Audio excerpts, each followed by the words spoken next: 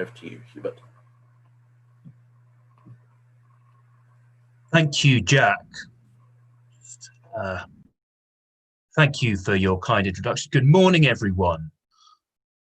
Let me see. Just get the righty-ho.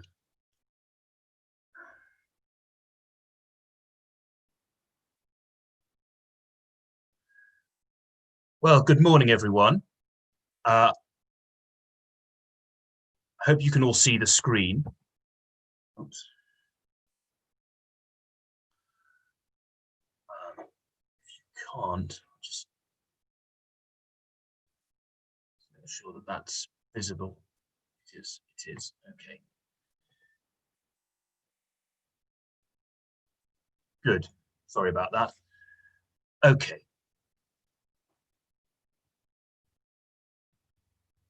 Right. As Jack mentioned, this morning we'll be continuing with English, thinking today more about writing an essay. Last week, for those of you who were present last week, we focused primarily on creative writing, which means using our imaginations to write our own short stories. Today, I want to do something a bit different, something which may well be more relevant to any further academic study you do. I want to focus on how to write an essay in response to a question. There will be creativity involved in this. With English, there is always a degree of creativity, but perhaps there isn't the same freedom to use your imagination, but we'll see. Perhaps there are ways that you might discover over the course of this session. Primary purpose today is we're going to plan how to write an essay. Okay then. Okay, a good plan will make it much easier for you to write a clear and interesting essay. I would say that a good plan is essential. I think that it's so important to get your ideas down before you start writing, just so that you know in your own mind how you're going to respond to an essay question. And it's good to have in your ideas, which you write down, some sort of idea of an introduction, one paragraph, an introduction, followed by a clear argument with reference to the text, with reference to whatever book you're reading at the time. Finally, you must end with a final paragraph as your conclusion. Don't be put off by this. This is something which gets easier the more you do it. But it's just important that you have a sense of structure, a sense of how to respond to a question. Before I begin, I'd like to tell you a bit about the text we're going to be looking at today. I know that Jack has already told you. The original name for this text was Strange Case of Dr. Jekyll and Mr. Hyde. That was how it was written originally. It was published in the year 1886 during the reign of Queen Victoria, and the author was a great writer, a Scottish writer called Robert Louis Stevenson. Robert Louis Stevenson is the author of Treasure Island, Kidnapped, and many other adventure stories. The Strange Case of Dr. Jekyll and Mr. Hyde might be considered to be a horror novel. It's a very dark novel about fantasy, magic, about magical powers. What I'm going to do now is I'm going to read you a section, not very long, a section from the novel. And then we're going to think about the language which Robert Louis Stevenson has used to capture the mood and the environment and the scenes that he describes. So without any more ado, I will start reading. As the cab drew up before the address indicated, The fog lifted a little and showed Mr. Utterson, the lawyer, a dingy street, a gin palace, a low French eating house, a shop for the retail of penny numbers and two-penny salads, many ragged children huddled in the doorways, and many women of many different nationalities passing out, key in hand, to have a morning glass.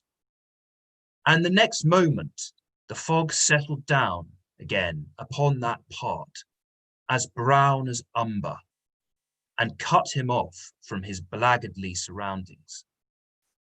This was the home of Henry Jekyll's favourite, of a man who was heir to £250,000 sterling. An ivory-faced and silvery-haired old woman opened the door. She had an evil face, smoothed by hypocrisy, but her manners were excellent.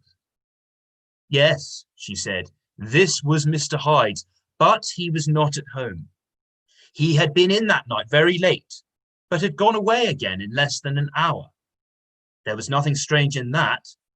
His habits were very irregular, and he was often absent. For instance, it was nearly 2 months since she had seen him, till yesterday. Very well, then. We wish to see his rooms, said the lawyer. And when the woman began to declare it was impossible, I had better tell you who this person is, he added. This is Inspector Newcomen of Scotland Yard. A flash of odious joy appeared upon the woman's face. Ah, said she, is he in trouble? What has he done? Mr. Utterson and the inspector exchanged glances. He don't seem a very popular character, observed the latter. And now, my good woman, just let me and this gentleman have a look about us. Okay. Right. That is the text. It's not very long. It's 3 paragraphs. What I would like to do now is I would like to look over each of these paragraphs one at a time. And I'd like you to give you some time to write down your own understanding of different things in each paragraph. Okay. So don't worry about the next 2 questions. I just want you to look at the first. This is questions about the text. In the first paragraph, think of five of your own adjectives to describe the place where Henry Jekyll lives. So I want you to think of 5 of your own adjectives to describe this place where Henry Jekyll lives. Off you go, 2 minutes.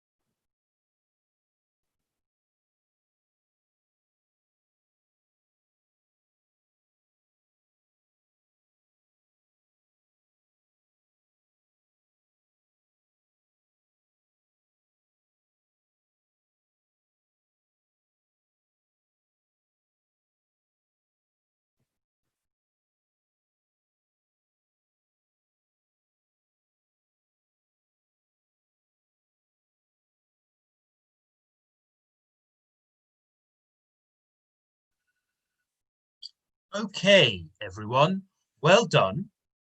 Now, in a similar manner to the creative writing sessions, I will emphasize that with this, thinking of 5 adjectives, there are no correct 5 adjectives. You will not be marked wrong if you think of different adjectives to the ones I thought of. For the purposes of getting you to think about it, I'll just show you what I wrote, because I think, of course, I have here the Oxford English Dictionary. Like I said last time, it's indispensable. You really, it's always useful to have the Oxford English Dictionary with you whenever you're writing an English essay or a creative or a short story. Always useful to find the words you want, take time to look over, search the word, and get a really good definition, an accurate definition. So I'll just take you.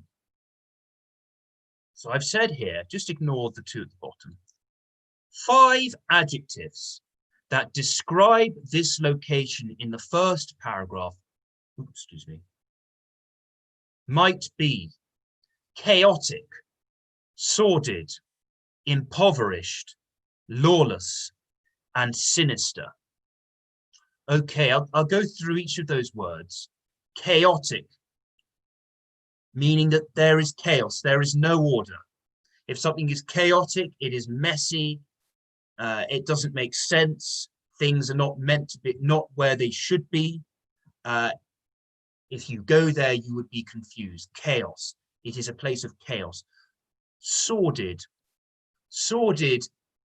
dirty in quite a nasty way, dirty, possibly with a nasty smell, a place that makes your skin crawl, makes you feel a little uncomfortable. Impoverished. Yes, well, this is just a very strong way of talking about the poverty of the place. Impoverished, the people there have so little. The people there live such a tough life, and there are so few opportunities there. Even the houses are crumbling. Lawless, similar to chaotic. Law and order does not run there. The law of the land is not obeyed. And sinister, creepy, unnerving, frightening. What sort of dark figures inhabit this area?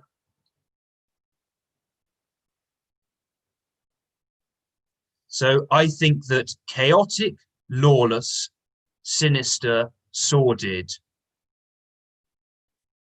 all accurately apply to this paragraph. Okay, we'll move on to the second paragraph.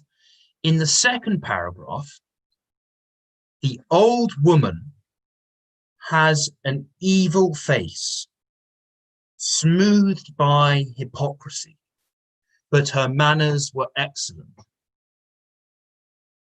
In your own words, explain what this means. I just want bullet points. I don't need full sentences, just bullet points. An evil face, smoothed by hypocrisy, but her manners were excellent. In your own words, explain what this means. Here's the full passage, 2 minutes, off you go.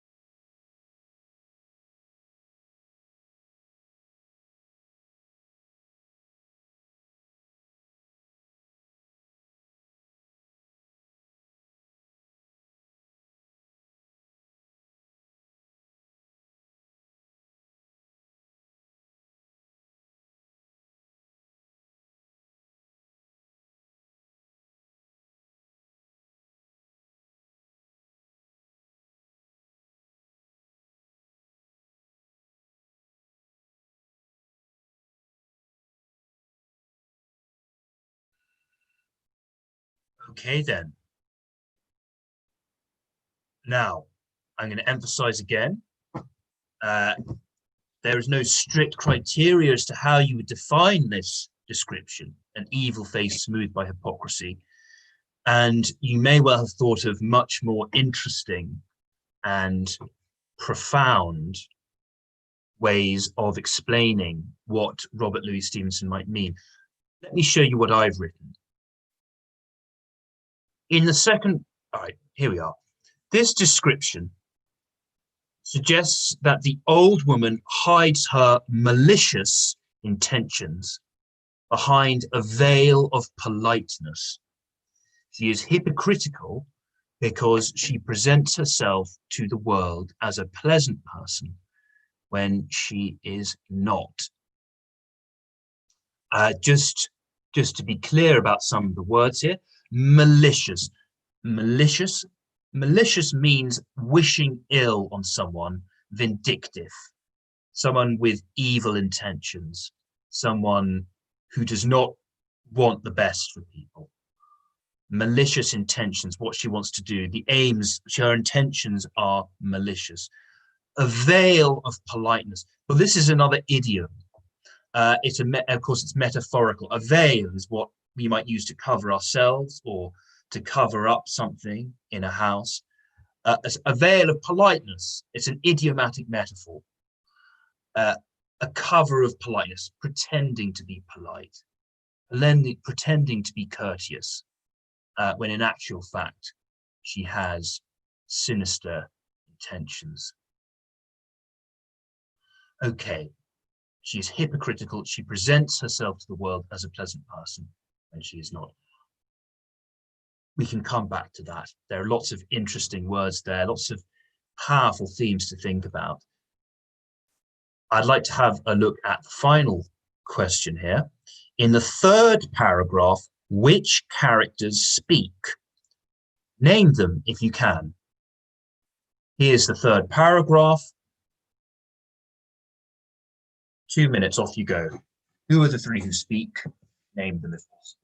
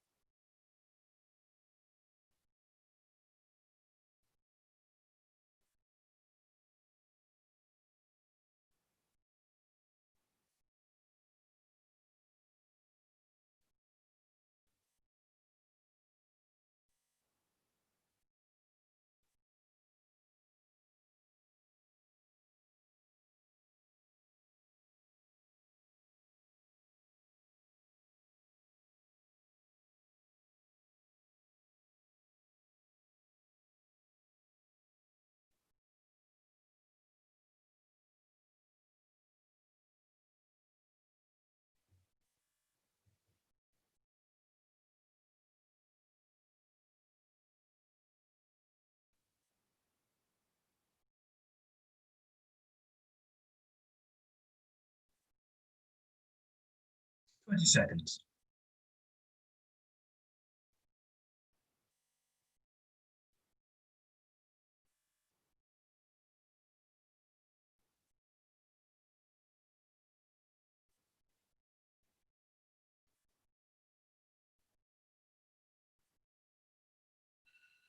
Okay.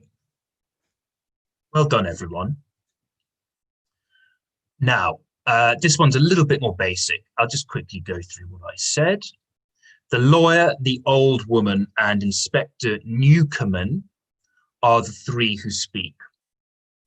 Okay, so Mr. Utterson is the lawyer. We have the old woman with a sinister face and who hides her sinister intents behind a veil of politeness. And we have Inspector Newcomen.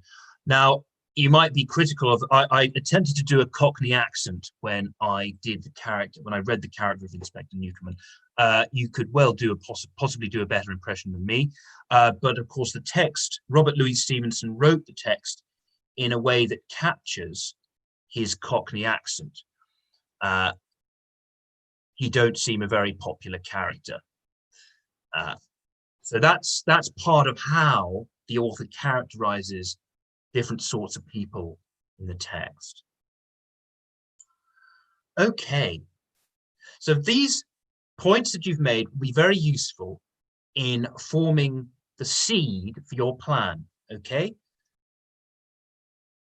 Now, here is the question.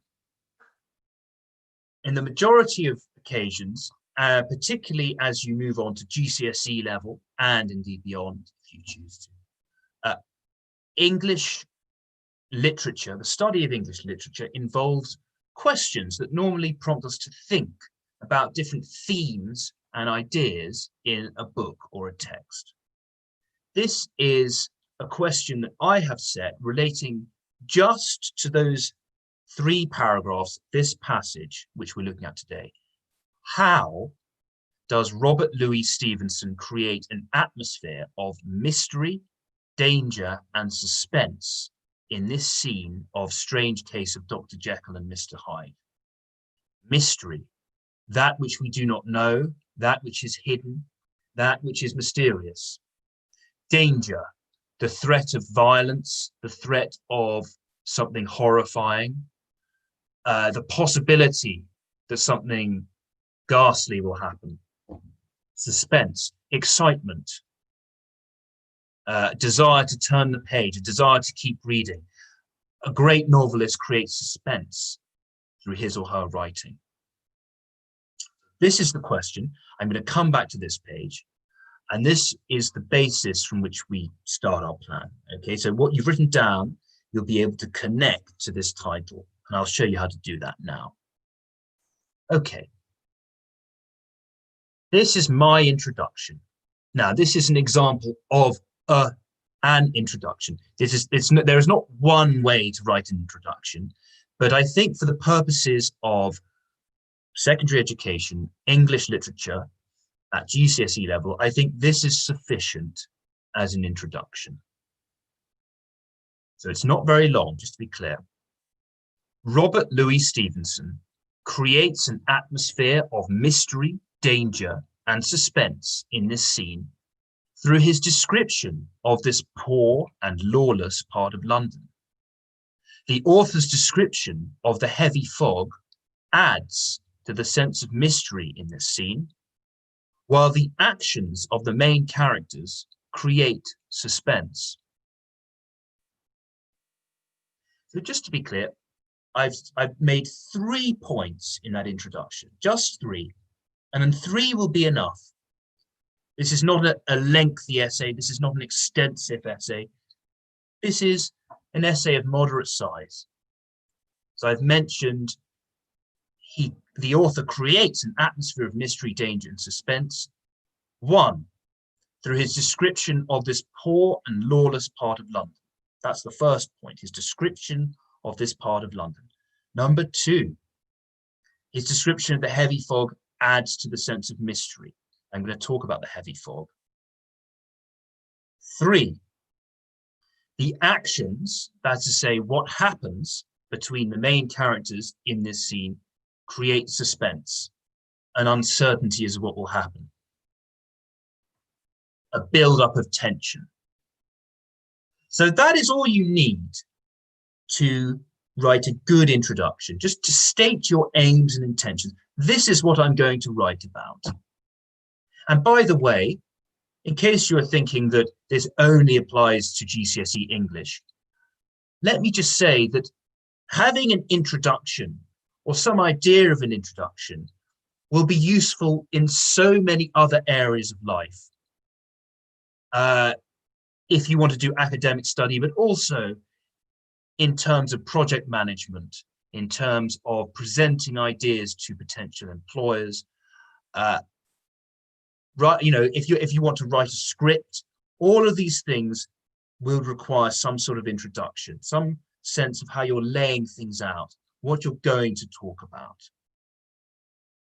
Okay, I'll move into my first point then. My first point will be to address the author's description of this poor and lawless part of London. Okay. Write about the location which Stephen sets the scene. What language does the author use to capture the misery of this place? The mystery and danger of this place. Excuse me, I'm misreading it. I'm going to show you the text again. Based on the notes you've made, on the strength of those notes, I want you to think about the language which Robert Louis Stevenson uses to capture the sense of mystery and danger. Have another look at it, 2 minutes, mystery and danger.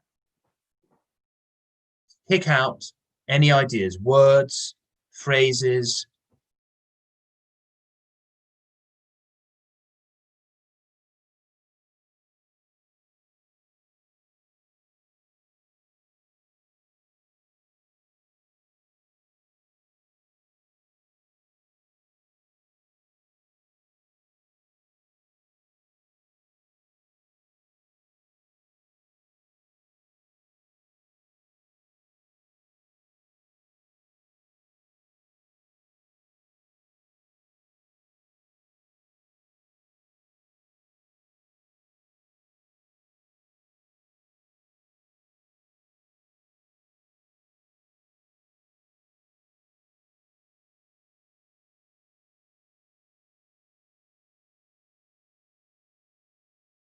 One more minute. Think about mystery and danger.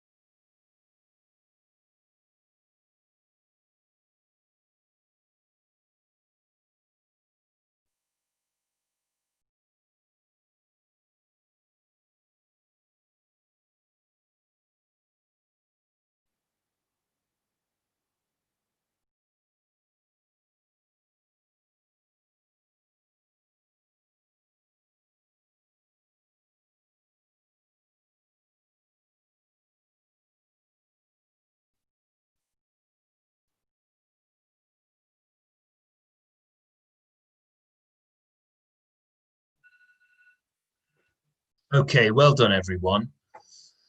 Now, I probably should have been a little bit clearer. I probably should have asked. In reality, you'll be able to look at the whole passage in order to start your first paragraph. You won't normally be limited from paragraph to paragraph. But let me show you what I've written, so you can get an idea of what I might include in a first paragraph. So I didn't just refer to the first paragraph, the first passage, but don't worry if you have, and I only asked you to, don't worry at all about that. I mentioned a dingy street, a low French eating house, many women of many different nationalities passing out, key in hand, to have a morning glass. I also said from other two paragraphs, and don't worry, I haven't included them, she had an evil face, smoothed by hypocrisy, but her manners were excellent. A flash of odious joy appeared upon the woman's face. Those that I've suggested from the first paragraph, you may have chosen other ones. If we look at it again, you may mention many ragged children huddled in the doorways. You may mention this was the home of Henry Jekyll's favourite, of a man who was heir to £250,000 sterling. So what I picked out may not be the same as what you picked out or what your friend picks out. Let's just go back over that. So the bullet points you make for the first paragraph will be the basis on which you write your first paragraph. Don't worry about the writing now. What I want you to think about is how it might come together. So what might you include in the first paragraph? Moving on to your second paragraph, write about the prevailing fog throughout the narrative, the prevailing fog. Okay, then. The descriptions of the fog. Let's go back.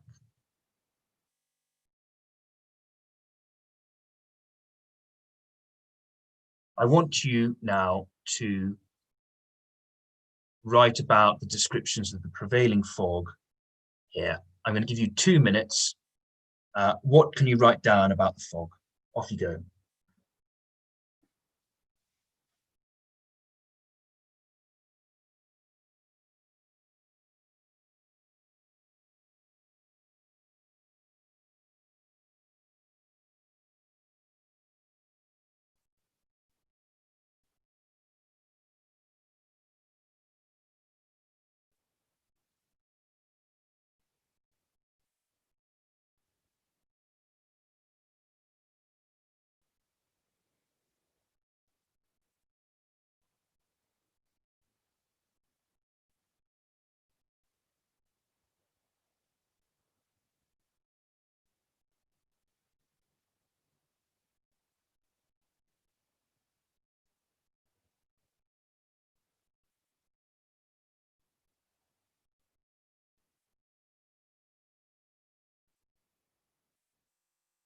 One more minute.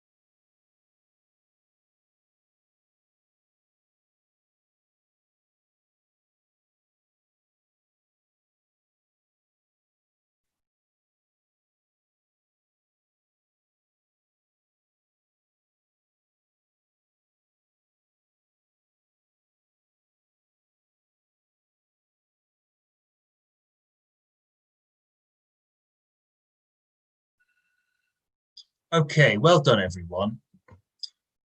Now, this was perhaps a little bit more straightforward than the previous one because you're looking at a smaller number of descriptions. Nevertheless, I think the descriptions of the fog are very interesting. And I'm going to talk about why. And I'm going to show you what I've written down. And I'm going to talk about some of the language that Robert Louis Stevenson uses. So what I said, the fog lifted a little and showed him, Mr. Utterson, a dingy street. The fog lifted a little and showed him a dingy street.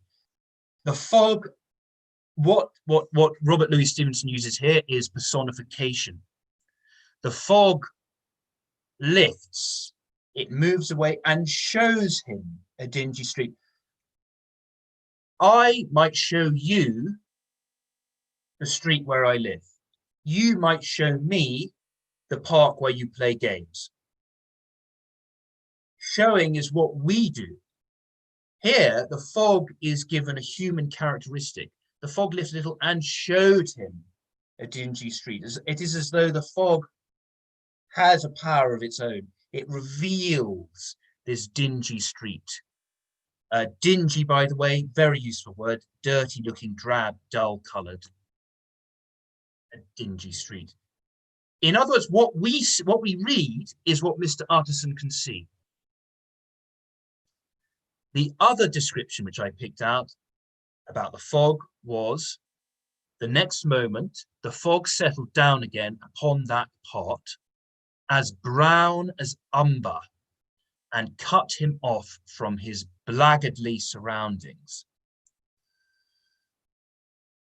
Again, we have the personification, the fog as a sort of power of its own, revealing or hiding different parts of this area. We have a rather beautiful simile here, as brown as umber. Umber is an archaic word. It's a 19th century word.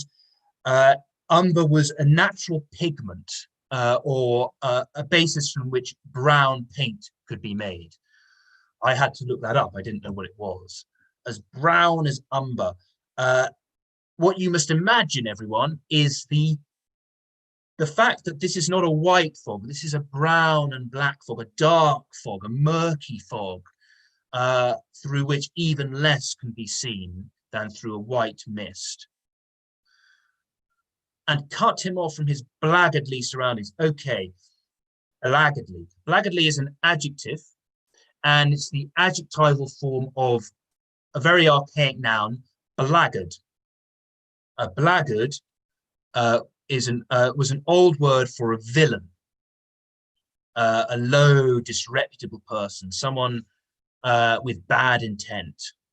So if the surroundings are blackguardly, you can imagine that they are surroundings in which blackguardly people live. Maybe the sort of environment where you might have a knife pulled on you, where people might rob each other. Blackguardly surroundings, treacherous surroundings. Okay, so that would be sufficient to write about the fog. And that forms your second paragraph. I think there's enough here to write a good second paragraph. Moving on to the third paragraph. Write about how the actions of the characters create suspense in the narrative. Now, again, you could look at the whole text, and I should have thought about this before the start of the session. For the sake of making things a bit easier, maybe giving you a clearer focus, just think about the third paragraph.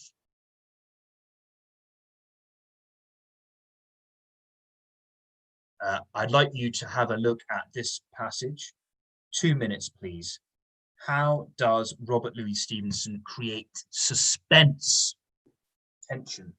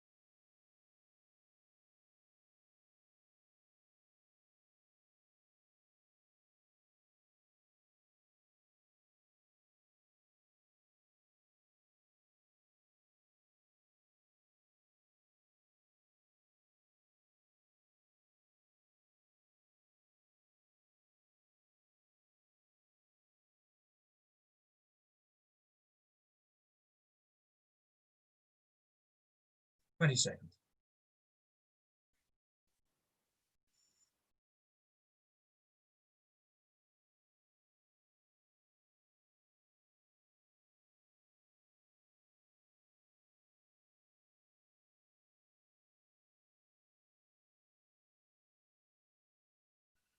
Okay, then. Well done.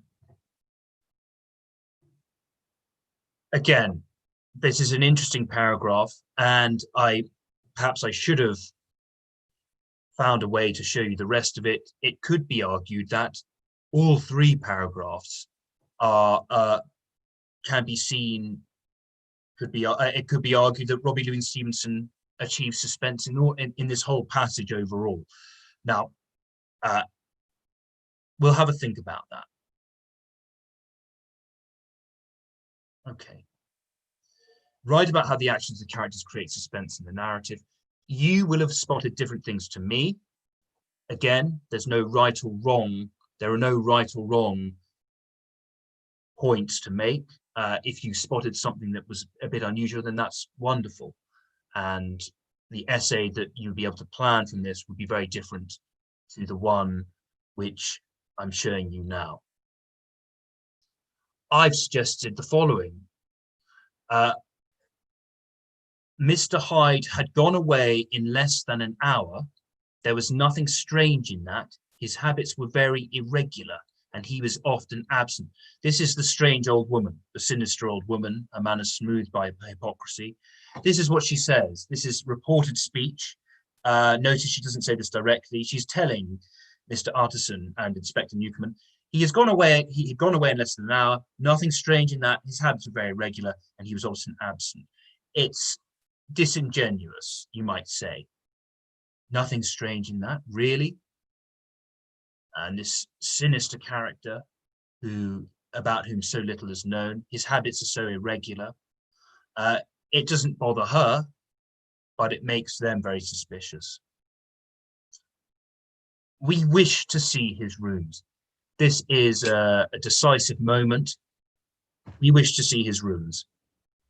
I am a lawyer, he says. The implication is Mr. Utterson is a lawyer. He's a respectable gentleman, and he has the force of law and order on his side. We wish to see his rooms. You will show us his rooms. We are important people. You will open the door to his rooms. There is a thread of force there. Ah, said she, he is in trouble. What has he done? She's sinister in the sense that she enjoys chaos. She enjoys the possibility of violence. Oh, he's in trouble. What's he done? You can imagine her rubbing her hands together like that. Oh, he's in trouble. What has he done? And if we're being honest, at certain stages in our life, we've all been slightly amused or excited when a classmate gets into trouble, and that's human nature. But what we have in this character, we have a very believable character in some ways. She's not particularly pleasant, but she's very human. Mr. Utterson and the inspector exchange glances. He don't seem a very popular character, observed the latter. We're not really sure who he is. Is he Mr. Jekyll? Or is he the other character, Mr. Hyde? Dr. Jekyll or Mr. Hyde? Who is he? He don't seem a very popular character. We don't know much about this character, but the inspector has pinpointed the fact that not many people around here seem to like him. He's not popular. Why is he not popular? Well, could it be something to do with his irregular habits, his strange manner? Maybe that's why he's often absent. He's not very popular around here. These are three suggestions. Again, I'll just emphasize, you could have mentioned other things, and they wouldn't have been wrong. You could have mentioned a flash of odious joy appeared upon the woman's face. There's something very creepy about that. Odious means hateful. Someone who really enjoys drama, someone who actually enjoys other people's distress. So she's excited by it. And now, my good woman, just let me and this gentleman have a look about us. Out of the way you get. I have the force of law on my side. If you don't comply with us, well, you'll be arrested. So what I'm hinting at here is the threat of action, the threat of force. All of that is there, and I think all of this creates a sense of suspense, drama, excitement in the text. So if we just go back to our plan. So in the first paragraph, I asked you to think about the language which the author uses to capture the mystery and drama of the place. And I suggested the following things below. I'll just go over some of these words again. Dingy, so dirty looking, drab, dull colored. Low, a low French eating house. Abject, mean, or vulgar, low. It's not the sort of place where supposedly respectable people might want to be seen. It's a place where rather shady things happen, perhaps associated with criminality. Many women of many different nationalities passing out key in hand to have a morning glass. A morning glass, just to be clear, that means a morning glass of something alcoholic. I can assure you that it's not customary to have alcohol in the morning, but in this lawless area, these unusual, mysterious women clearly do. They have a very different sort of lifestyle, and they have keys to each other's houses. We've been over the description of the old woman. So all of those would constitute a good first paragraph. Prevailing fog in the narrative. I would talk mainly about the personification. So the personification of the fog is perhaps the most distinctive thing that Robert Louis Stevenson does here. The fact that the fog almost has a character of its own. It behaves like another character in the novel. And it's not a particularly pleasant character, it's quite a sinister character. And then finally, the third paragraph, the actions of the characters create suspense in the narrative. How do they? And so I suggested the actions, the words exchanged between Mr. Utterson and the old woman, the Inspector Newcomen, and the old woman. Of course, had I shown you the whole thing, you might say that actually the opening passage, the first paragraph, creates suspense. When we see a dingy street, a gin palace, a low French eating house, suspense because it's a frightening area. Perhaps that in itself, a description of an area which is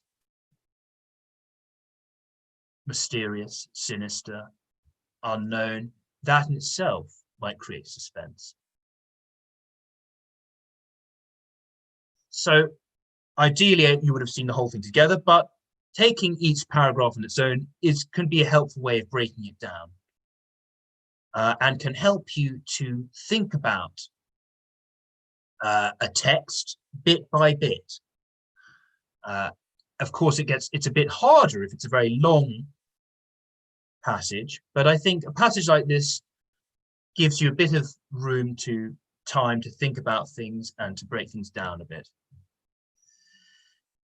How does Robert Louis Stevenson create an atmosphere of mystery, danger, and suspense in this scene of Strange Case of Dr. Jekyll and Mr. Hyde? Okay, very important that we have that question. Maybe write it down. I'll give you a minute to write it down. We're gonna write this question up as an essay in our next session. Okay, so write it down.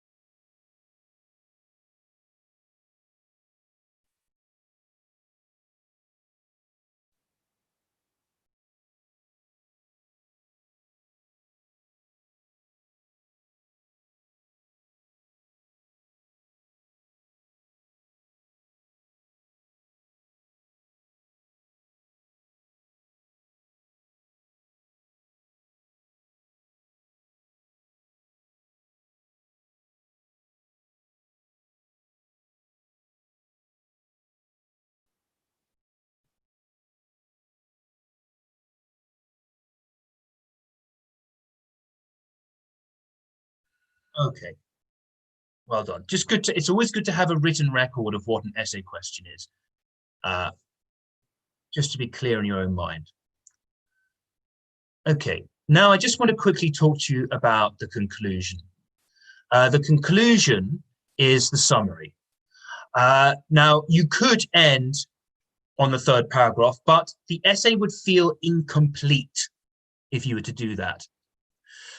which is why it's very important to have a conclusion. A conclusion ties up the end of the essay in a way which is neat and concise and clear. It makes clear to the reader exactly what your argument is. So this is my example of a conclusion. In conclusion or in summary, so both are acceptable. You could also say to conclude, both is acceptable. When I was your age, I generally used the phrase in conclusion. Robert Louis Stevenson creates an atmosphere of mystery, danger, and suspense in this passage in many different ways. It's a good opening sentence. He evokes mystery and danger in his description of this part of London and its inhabitants. 2, he creates an atmosphere of mystery through his description of heavy fog. 3, he creates suspense through actions of characters. You might be thinking, well, what's the point? I've already said that in my introduction, and what I'm saying here isn't vastly different. That's true. It's not vastly different. It might be said that you are reiterating, that is to say, going back over for the benefit of the reader what your main points were. It's a very good thing to get into the habit of doing. It may seem pointless, but in fact, it reinforces some of the wonderful things you've said. So it's just making absolutely clear. So just to reiterate, just to be clear, just to clarify, this was my argument. And it's something, by the way, rather like structuring an essay, writing a conclusion gets easier the more you do it. I should also like to say that some sort of conclusion will be useful to you. Remembering to write a conclusion will be useful to you in many other areas other than GCSE English. Getting into the mindset of thinking about ideas in this way is useful. It trains your brain to think, and it'll make you more astute to other people's arguments, to what extent their arguments make sense, to whether or not their arguments conclude effectively. Okay, in the next session on Friday, we are going to write this essay. So what we're going to be working with the same text, and I want to talk to you about writing sentences and writing the essay, which sounds much scarier than it is. On the strength of the plans and the ideas that you've produced today, writing the essay will be a lot easier. So there's nothing to fear, nothing to be concerned about. Before I end, I might just quickly like to go over a few more things, just quickly, if I may. A few more things in the text which I perhaps didn't. A few words which I would have liked to have gone over with you in a little bit more detail.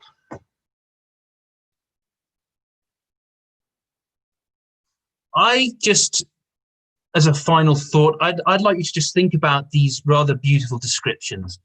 Ivory faced, ivory faced. It's a metaphor, and we spoke about metaphor on Friday. Ivory faced. What does that mean? Ivory. What color is ivory? Ivory is white. It's a pale white. Ivory faced. So she's pale. What else is pale? She's pale. She's got a ghost-like feature. And instead of calling her a grey-haired old woman, silvery haired, there's something poetic about that word, silvery. Perhaps it's onomatopoeic as well. It catches the sort of the flowing hair, flowing silver hair.